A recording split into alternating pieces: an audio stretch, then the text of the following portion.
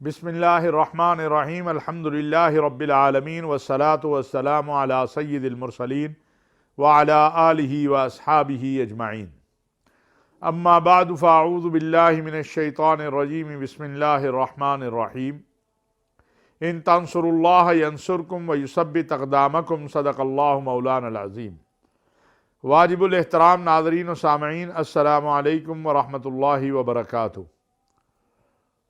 ناظرین، آپ نے دیکھا کہ ہندوستان میں پہلے مساجد کو گرایا گیا، چرچوں پر حملے کیے گئے، مسلمانوں کو قتل کیا گیا، سکھوں کے گردوارے نشانہ بنے، نچلی ذات کے ہندو نشانہ بنے، اور کرتے کرتے اب نوبت یہاں تک آ گئی ہے کہ اب اسلامی شعائر جو ہیں مساجد کے بعد جو حجاب ہے اس پر پابندی کے حوالے سے وہاں پر بہت زیادہ مہم شروع ہے۔ اور یہ مہم ناظرین کوئی اور نہیں کر رہا، یہ حکومتی پارٹی جو ہے، جو مودی سرکار ہے، اس کی سرپرستی میں ہو رہی ہے۔ ہندوستان میں 20 کروڑ سے زیادہ مسلمان رہتے ہیں، وہاں ایک بہت بڑی تعداد مسلمانوں کی ہے۔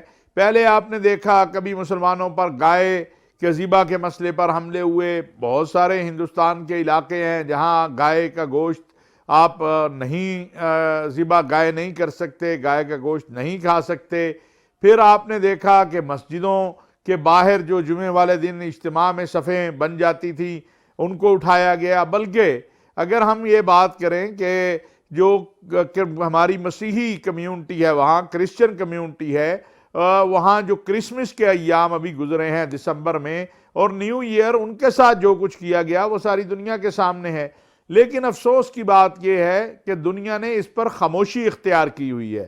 سارے ظلم و ستم دیکھ کر پاکستان میں اگر کوئی خدا نہ خواستہ کوئی ایک آدھ واقعہ ہو جائے تو اس پہ بڑی آوازیں آتی ہیں، لیکن ہندوستان میں جو کچھ ہو رہا ہے اس پر سب خاموش ہیں۔ اور پھر آپ نے دیکھا 2 روز پہلے ایک بچی جو ہے جو اپنے کالج جا رہی تھی، اس کو روکا گیا کالج جانے سے، اس حجاب کو اتارنے کی کوشش کی گئی۔ لیکن اللہ سبحانہ و تعالی جو ہے ان کا ایک اپنا نظام ہے، وہ کسی بڑے طاقتور کے محتاج نہیں ہے، ہم سب اللہ کے محتاج ہیں۔ اللہ کسی کا محتاج نہیں ہے اور اللہ کا دین بھی کسی کا محتاج نہیں ہے۔ ایک حدیث ہے جس کا مفہوم اس طرح ہے کہ اللہ تعالیٰ کسی بھی فاسق و فاجر سے بھی اپنے دین کا کام لے سکتا ہے۔ آپ دیکھیے، یہ ایک کمزور لیکن مردوں اور حکومتوں اور جماعتوں سے زیادہ طاقتور ایک بیٹی نے جو وہاں کردار ادا کیا، پوری دنیا، انصاف پسند دنیا کا ہر شخص، امن پسند دنیا کا ہر شخص اور پورا عالم اسلام اس بیٹی کو سلام پیش کر رہا ہے۔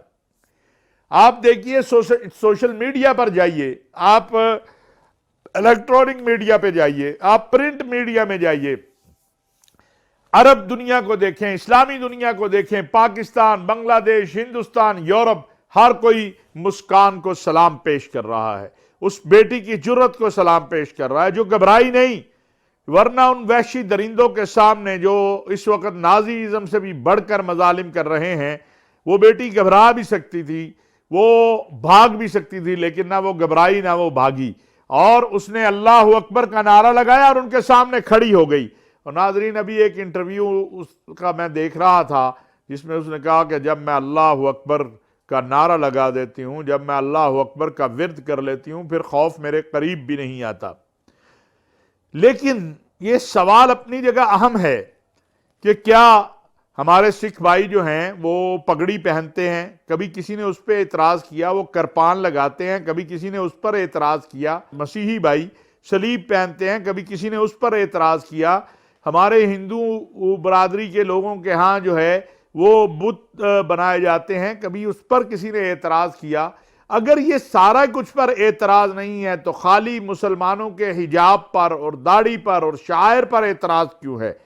اس لیے ہے کہ یہ خوفزدہ ہیں، کیونکہ اسلام کا پیغام حقیقی جو ہے وہ جس تیزی سے پھیل رہا ہے، اور جو بھی اسلام کا مطالعہ کرتا ہے، قرآن و سنت کا مطالعہ کرتا ہے، خاتم المرسلین حضرت محمد مصطفیٰ احمد مجتبیٰ صلی اللہ علیہ وسلم کی سیرت طیبہ کا مطالعہ کرتا ہے، تو پھر وہ اللہ کی نعمت دین اسلام سے محروم نہیں رہ سکتا۔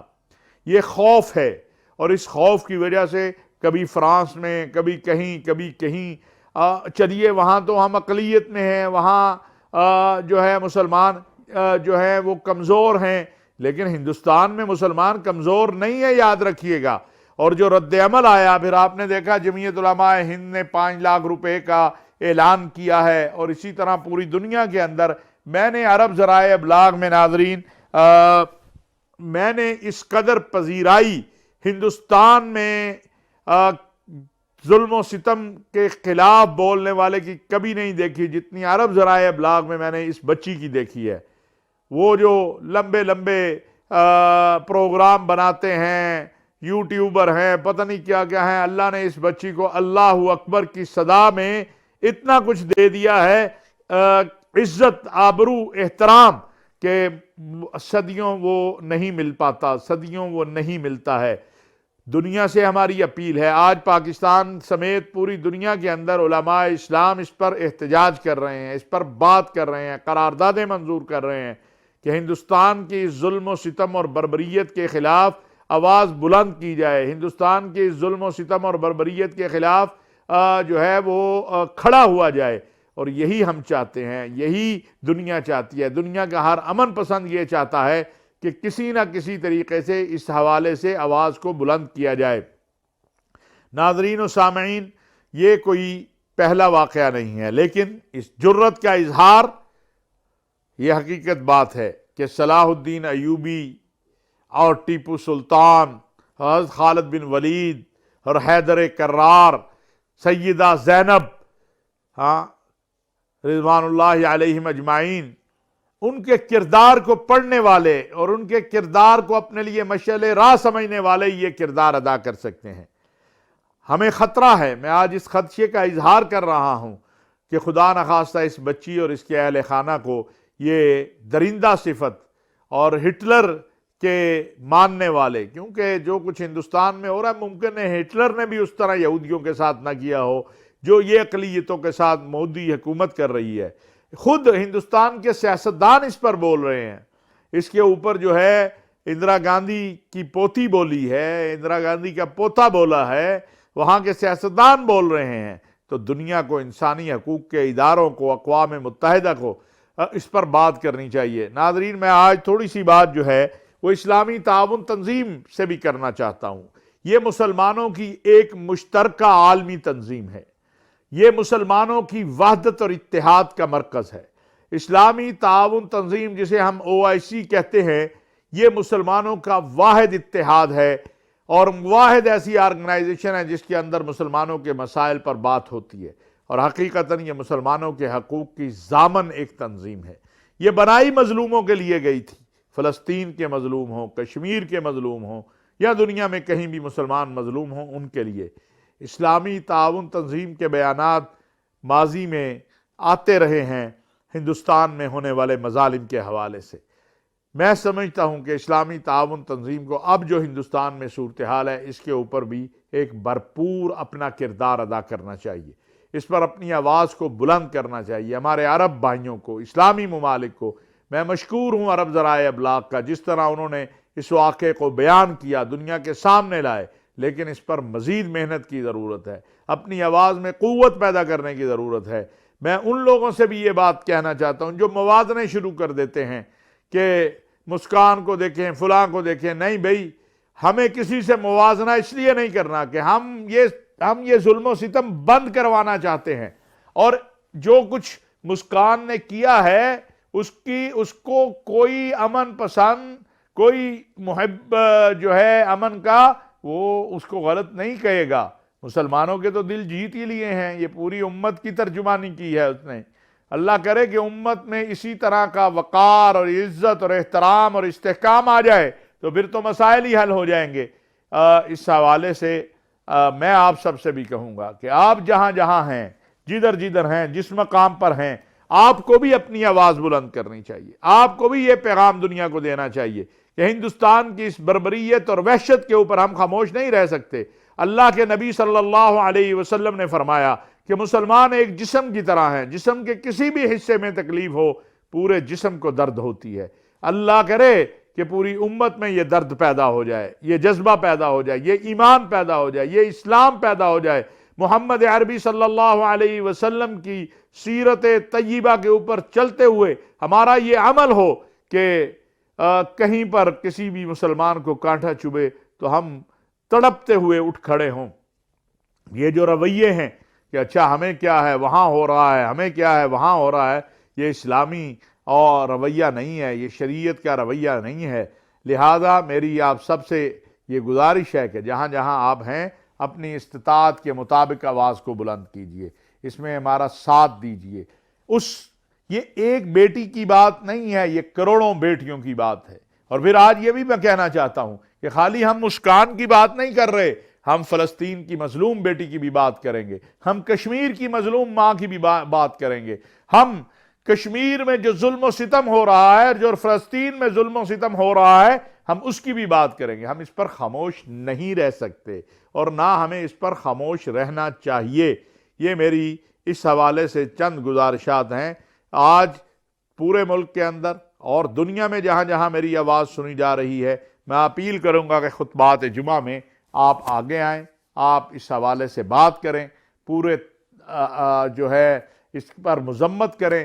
سوشل میڈیا پہ جو ساتھی ہیں، مفکرین ہیں، دانشور ہیں، سب کو اپنا اپنا کردار ادا کرنا چاہیے۔ ناظرین، آج ہمارا دوسرا موضوع جو ہے وہ ہے سعودی عرب کے وزیر داخلہ امیر عبدالعزیز بن سعود بن نائف، وہ پاکستان تشریف لائے۔ یہ جب سے وہ وزیر داخلہ بنے ہیں یا اس سے پہلے جب وہ ایڈوائزر تھے ولی عہد کے امیر محمد بن نائف کے، تو یہ ان کا پاکستان کا پہلا دورہ تھا۔ وہ آئے، انہوں نے پاکستان میں وفاقی وزیر داخلہ شیخ رشید احمد صاحب سے ملاقات کی۔ ایک ان کی میٹنگ وزارت داخلہ میں، جسے آپ کہتے ہیں کہ ان کے وفد اور پاکستان کے زعماء کے ساتھ ہوئی، اور بالتفصیل جو پاکستان اور سعودی عرب کے درمیان داخلہ امور کے معاملات ہیں، قیدیوں کے معاملات ہیں اور دیگر امور ہیں، اس پر بات چیت ہوئی۔ اس کے بعد انہوں نے وزیر اعظم اسلامی جمہوریہ پاکستان محترم جناب عمران خان صاحب سے بات کی، اور وہاں پر بڑی تفصیل کے ساتھ ناظرین تمام حالات پر بات ہوئی۔ وزیر اعظم نے سعودی عرب کی پاکستان کے لیے ہمیشہ امداد اور تعاون پر شکریہ ادا کیا۔ حالیہ ایام میں بھی آپ نے دیکھا جب پاکستان مشکل میں آتا ہے، کبھی بھی ہو، یہ ناظرین آج باتیں ہوتی ہیں، مہنگائی ہے، کوئی شک نہیں ہے، متوسط طبقہ بری طرح سے متاثر ہوا ہے، لیکن میں آپ کو ایک یاد دلانا چاہتا ہوں کہ جب عمران خان صاحب آئے تھے تو پاکستان دیوالیہ ہونے کے قریب تھا۔ اس وقت ہر اعتبار سے پاکستان کو جو سب سے پہلے آ کے کندھا دیا، جس نے پاکستان کے ساتھ جو کھڑا ہوا، شولڈر ٹو شولڈر جسے کہتے ہیں، کندھے کے ساتھ کندھا ملا کر، وہ سعودی عرب تھا۔ ہمیں پیسے بھی دیے، تیل بھی دیا، ہمارے لیے لابی بھی کی۔ اس میں کوئی شک نہیں کہ پاکستان اس وقت دیوالیہ ہونے جا رہا تھا، بلیک لسٹ ہونے جا رہا تھا، بہت سی چیزیں تھیں جو وقت آئے گا انشاءاللہ، تاریخ بھولتی نہیں ہے، تاریخ یاد رکھتی ہے۔ اس وقت سعودی عرب کے ولی عہد امیر محمد بن سلمان نے خادم الحرمین الشریفین شاہ سلمان بن عبدالعزیز کے حکم پر جو پاکستان کی مدد ہو سکتی تھی وہ کی۔ پھر بیچ میں آپ کو علم ہے کچھ چیزیں خراب ہوئیں، کچھ خراب کرنے کی کوشش کی، کچھ پراپوگنڈا ہوا، اور ہمارے دشمنوں نے کوشش کی کہ پاکستان اور سعودی عرب کے درمیان تعلقات کی خرابی پیدا ہو۔ یہ کب ہوا؟ یہ اس وقت ہوا جب امیر محمد بن سلمان نے پاکستان کا دورہ کیا اور پاکستان اور سعودی عرب کے درمیان انویسٹمنٹ کے معاملات، باقی معاملات، اور ایک جسے کہتے ہیں بہت بڑی اچیومنٹ جو تھی وہ ہو گئی۔ لیکن بدقسمتی سے پھر سازشیں شروع ہو گئی۔ لیکن الحمدللہ سعودی عرب کی قیادت بھی اس بات کو سمجھتی ہے اور پاکستان کی قیادت بھی سمجھتی ہے کہ اس طرح کی چیز چل نہیں سکتی، کیونکہ ہم دو بھائی نہیں، دو دوست ہی نہیں، ہمارے ایمان اور عقیدے کے تعلقات ہیں۔ پھر عمران خان صاحب رمضان میں پچھلے تشریف لے گئے، خود سعودی ولی عہد نے ان کا استقبال کیا، بہت اچھی میٹنگز رہیں، ہمارے سپہ سالار جنرل قمر جاوید باجوہ صاحب بھی موجود تھے، اور ہر اعتبار سے پاکستان اور سعودی عرب کے درمیان تعلقات میں بہتری آئی۔ سعودی وزیر داخلہ امیر عبدالعزیز بن سعود بن نائف کا پاکستان آنا ایک بہت بڑا اور واضح پاک سعودیہ تعلقات کی مضبوطی کا پیغام ہے۔ لیکن کیا کروں ناظرین، ہمارے ذرائع ابلاغ چھوٹی چھوٹی خبروں پر تو کئی کئی دن لگا دیتے ہیں۔ ایسے اہم دورے کے حوالے سے مجھے ذرائع ابلاغ سے تھوڑا سا شکوہ ہے، جو ان کو اس دورے کے حوالے سے کوریج کرنی چاہیے تھی، بات کرنی چاہیے تھی، وہ نہیں ہوئی۔ اگر میں یہ بات کہوں تو اس میں کوئی شک نہیں ہوگا کہ ایک تو وہ وزیر داخلہ ہیں، اور دوسرا رائل فیملی میں جو ان کا وقار ہے، جو ان کے دادا امیر نائف رحمت اللہ علیہ کا مقام ہے سعودی عرب میں، وہ کسی سے چھپا ہوا نہیں ہے۔ بہرحال وہ صدر مملکت سے ملے، اس کے بعد محترم جناب سپہ سالار قوم جنرل قمر جاوید باجوہ صاحب سے ان کی میٹنگ ہوئی، اور اطلاعات یہ ہیں کہ انہوں نے کھانا بھی وہیں کھایا، اس میٹنگ میں ان کو اعزاز میں عشائیہ دیا گیا، اور دہشت گردی، انتہا پسندی اور ان سب کے حوالے سے وہاں پر بالتفصیل بات چیت ہوئی۔ ناظرین، افغانستان میں آنے والی جو تبدیلی ہے، اس کے بعد سعودی عرب کا موقف یہ ہے کہ پاکستان کو ہر اعتبار سے محفوظ بنایا جائے، اور یہی وہ وجہ ہے۔ کیا آپ نے دیکھا کہ پہلے OIC وزرائے خارجہ کا اجلاس ہوا، اس میں بھی سعودی عرب نے پاکستان کی معاونت کی، اور وہ اجلاس سعودی عرب میں بھی ہو سکتا تھا، کہیں اور بھی ہو سکتا تھا، لیکن وہ اجلاس اسلام آباد میں کیا گیا، اور ہماری وزارت خارجہ نے اس پر بڑی محنت کی۔ میں آپ کو بتاؤں، مجھے OIC کے ایک ذمہ دار نے بتایا کہ اس طرح کے اجلاس بلانے کے لیے ہمیں 3 مہینے لگتے ہیں، لیکن پاکستان نے 1 ماہ میں اس ناممکن کو ممکن بنا کر دکھا دیا۔ یہ کارکردگی مثالی ہے جو شاہ محمود قریشی صاحب کی سربراہی میں اور وزارت خارجہ کے اعلیٰ حکام نے عمران خان صاحب کی سرپرستی میں دکھائی۔ اب بھی سعودی عرب کا موقف یہی ہے کہ ہم افغان عوام کو تنہا نہیں چھوڑ سکتے، اور میں نے اس دن جو سعودی عرب کے سفیر ہیں افغانستان میں، ان سے پوچھا کہ آپ بتائیے حالات احوال کیا ہیں، تو انہوں نے کہا کہ مسلسل امدادی سلسلہ جو ہے وہ جاری ہے، اور انشاءاللہ وہ جاری رہے گا۔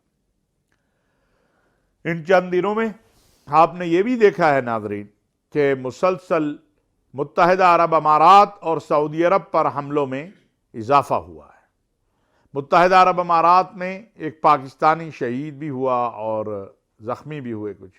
اسی طرح گزشتہ روز ابہا کے ایئرپورٹ پر حوثیوں کی طرف سے ہونے والے حملے میں کافی لوگ زخمی ہوئے ہیں، جن کی تعداد 20 کے قریب ہے یا 19 ہے۔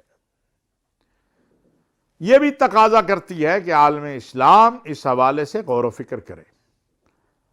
ہم سعودی عرب اور پاکستان کے دفاع کو ایک سمجھتے ہیں۔ ہم متحدہ عرب امارات کے ساتھ اپنے تعلقات کو برادرانہ بھی سمجھتے ہیں، اور اپنے بھائی کی ہر ممکن مدد کے لیے تیار بھی ہیں۔ نہ ہم سعودی عرب کو تنہا چھوڑ سکتے ہیں، نہ سعودی عرب ہمیں تنہا چھوڑ سکتا ہے، اور یہی ہم دیگر اسلامی عرب ممالک کے ساتھ تعلقات رکھتے ہیں اور چاہتے ہیں اور موجود ہیں الحمدللہ۔ ارض حرمین شریفین کا امن اور سلامتی ہر پاکستان، ہر مسلمان کو عزیز ہے۔ اس کے لیے ہماری طرف سے ہمارے سپہ سالار جنرل قمر جاوید باجوہ صاحب، وزیر اعظم صاحب، صدر مملکت، سب یہ کہہ چکے ہیں کہ سعودی عرب کی جہاں تک ہم مدد کر سکتے ہیں ہم اس کے لیے تیار ہیں۔